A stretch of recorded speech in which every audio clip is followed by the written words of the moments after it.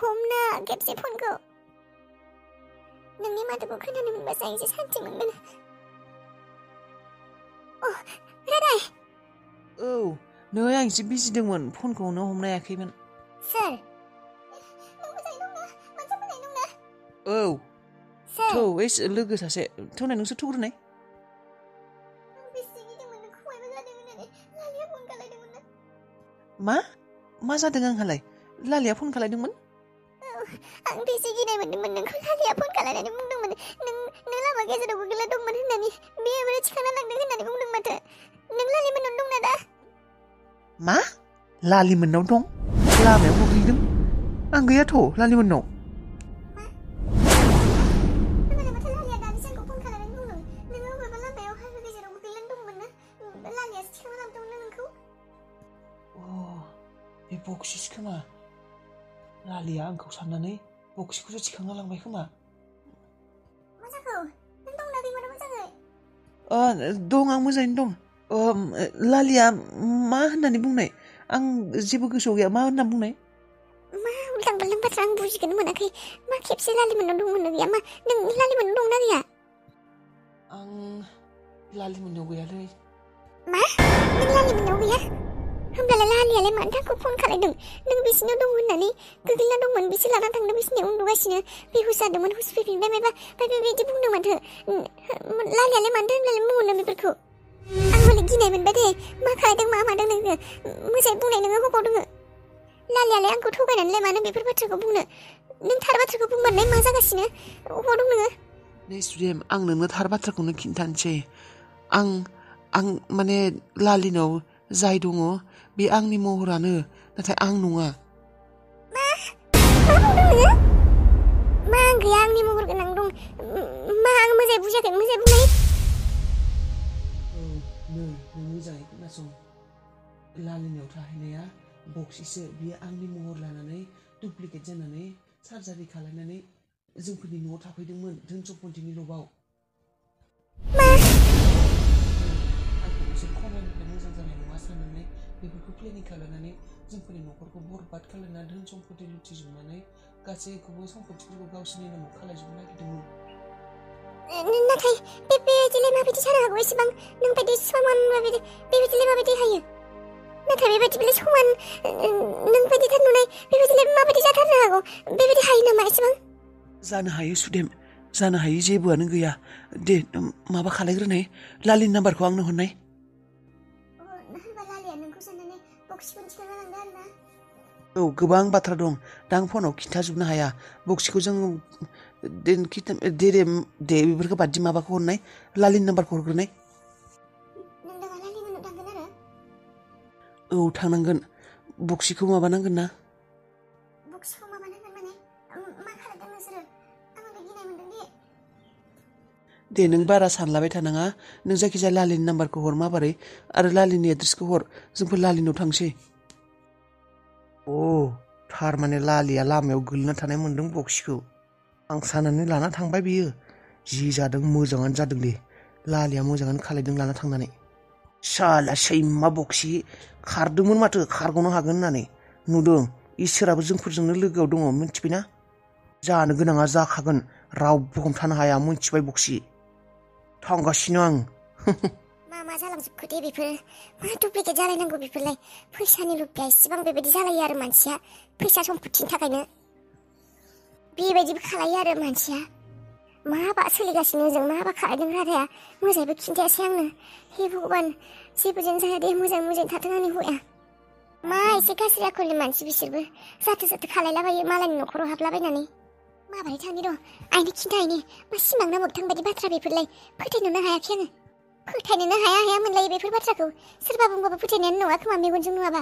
माबोरै थांनो हायनो खिन्थाहैनि आङो सन्जिब मा जाखो ओइ इम्परटेन्ट खोथा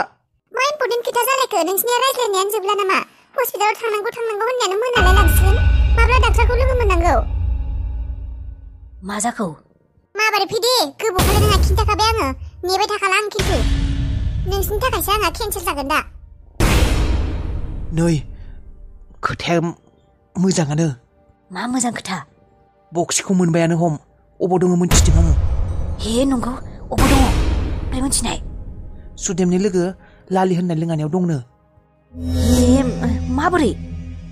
गोलैना थानाय मोनदोंनो लामा गेजेराव नंगौ मोनदों साला बेनोथ' दा माबा थांनांगौ नों एड्रेसखौ मोनथिगौ औ मोनथिगौ सुदेमा एड्रेसखौ हरदों थौ माबोरै लोगो मोननाय नङा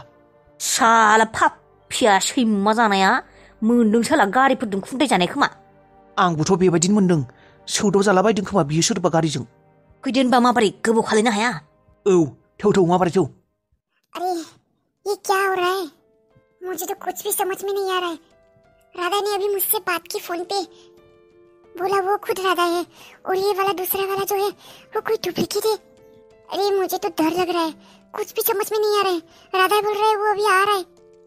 इस डुप्लीकेट को जाने मत देना बोल रहा है क्या करूँ अब मैं बांध के रखो ऐसा बोला है अरे ये मैं कहाँ फंस गई मुझे तो लगा था ये राधा ही है ये तो देखने में सेम टू सेम राधा जैसा ही है पता नहीं कौन है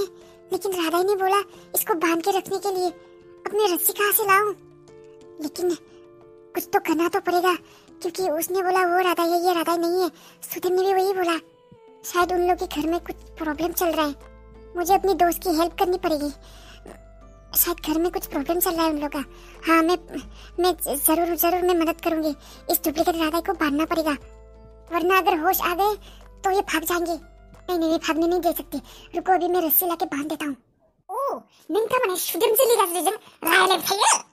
तु दा बे लामा गेजेराव बेफोर बाथ्राखौ लानानै नांज्लायनो सम गैयाथ' दा माबोरै सुदेमनि लोगो लालिनायाव थांनांगौ बक्सिया बिसिनावनो दङैनो बक्सियानो जा मायानो जा आं बेफोराव थांला नोंनि हिन्जावा नंखाय बुंहरदों जेबो बेयाव बक्सि गैया नोंखौ मा होननानै मा होनबावनो आङो नोंखौ बुजायखौनो हालालै आं दायनिगिरिया आंहासो जाबाय दायनिगिरि नों नङा दा नोंखौ मानिफ्राय मा होननानै मा बुजायबावनो आं बुंनांगौ बाथ्राखौथ' बुजायखाबाय नङा होमबा नोंसो बुजिनो मोनला दा नोंसो बुजिनोनो हाला खर'आसो मेलेमासो गैला ना मासो जाखौ नोङा खौसो मेलेम गैयै बुंनो फैदों नोङो दा नों जि सानो सानबाय था जास्ट दा नोङो थौ माबारै थौ नङाबा बक्सिया थांग'गोन नोंनो मेगननि सिगाङाव देखाय नागिरदों आं नोंखौ फोथायहोनो नागिरदों अन्नानै नों थौदोल' नङाबा जोंफोरनि खामानिया जाफुंनायानो नङा बक्सिया खारगौब्ला सेसखा जोंफोरनि आखाइनिफ्राय खारगौब्ला जोंना साननायफोरा मोनसेबो जाफुंनाय नङा जोंफोर बरबाद जाजोबगोन आरो बक्सियासो देरहागोन मोनथिबाय मानिबा नंखाय बंखाय फोथायनोनो हाया आङो देनाय नायनि दिनै ये तो अभी भी बेहोश ही है ये बिल्कुल तो राधा जैसा ही है मैं तो उसको राधा समझ के उठा के लेके आई थी देखने में बिल्कुल राधा है रस्सी ढूंढ के लाती हूँ जल्दी से इसके होश आने से पहले इसको बांधना पड़ेगा पता नहीं सुदेम के असली हस्बैंड असली राधा कब आएगा मुझे तो डर लग रहा है खबर लेता हूँ राधा को कहाँ तक पहुँचा होगा जल्दी से आने के लिए बोलूंगी हेलो हाँ राधा तुम कहाँ तक पहुँची हो जल्दी आओ मुझे डर लग रहा है बहुत मैं इतनी देर इतने खतरनाक आदमी के साथ नहीं रह सकता जल्दी आओ हाँ लाली हम अभी जा रहे हैं रास्ते में ही है तुम ज्यादा घबराओ मत हम बस पहुंचने ही वाले हैं और उसको बांध दिया ना उसको नहीं बांधा मैं अभी रस्सी ढूंढ रहा हूँ रस्सी नहीं मिल रही जल्दी से बांधो उसको अगर होश आ गया तो तुम मुझे अकेले नहीं रोक पाओगे हाँ वही तो बस जल्दी आओ मुझे बहुत डर लग रहा है मा जाखौ खायाखैनो नामा दाबो औ खायाखैनो बेहुस दंनो दाबो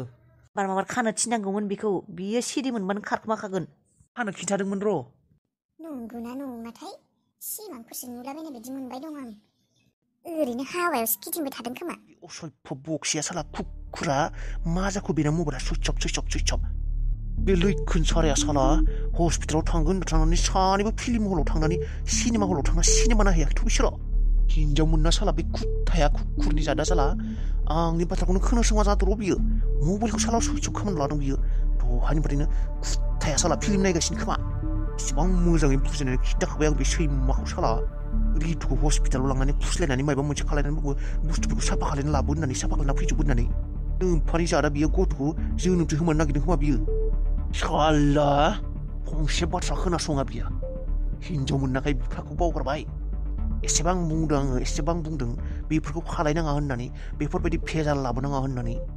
आं बुंखादोंमोन बिखौ माबारै बे सम्पथिया जोंफोरनि मुङाव जानो हाबोना बेनिफ्राय खारखोमा लांसिगोन आं होननानै। बिहा आरो माबा हिनजावनि मुहिनिसो नांबाय, हिनजावनि खिबुखौनो गारनो हाला। थाथोंलै बे खुथाया साला, आंहा सम्पथिखौ आंनि नामाव खालायना लागोन। बे साला हिनजावनि खिबु उनाव थांथिबाय थायो, जि खालायबाय थादो खुथाया साला। आंहा सम्पथिखौ मोनबानो जागोन, सम्पथिखौ मोनबानो बे जायगानिफ्राय खारखोमाखासिगोन आङो, नुजाखाला बैलाय सैमाया। पापिया नुदों बेहुजना गोलैदों, खर'बो दुखु मोनदों खोमा, गाराय गोजा माथो। अरे सच में तुम दोनों एक ही जैसी लगती हो, पहुंच गए तुम लोग? हाँ लाली। चलो अच्छा हुआ तुम लोग जल्दी पहुंच गए, मुझे तो अपनी आंखों पे यकीन ही नहीं हो रहा है, तुम लोग इतनी सेम दिखते हो। हाँ साला इस कुत्ते को अभी भी होश नहीं आया ना, चलो अच्छा ही हुआ होश नहीं आया। होश एक बार आया था लेकिन फिर से बेहोश हो गया, अब क्या करोगे? थांनाय नोमबाजैखौ लिंना लाबोनाय, लिटुखौ लिंना लाबो माबोरै? औ र'। अब क्या होगा, क्या करने वाले हो? मतलब मेरे मन में अभी तो बहुत सारा क्वेश्चन है, सवाल है, मतलब ये सब कैसे हुआ? बहुत लंबी कहानी है लाली, बाद में बताऊंगी, पहले इसको लेके जाती हूँ। हाँ चलो ठीक है ठीक है।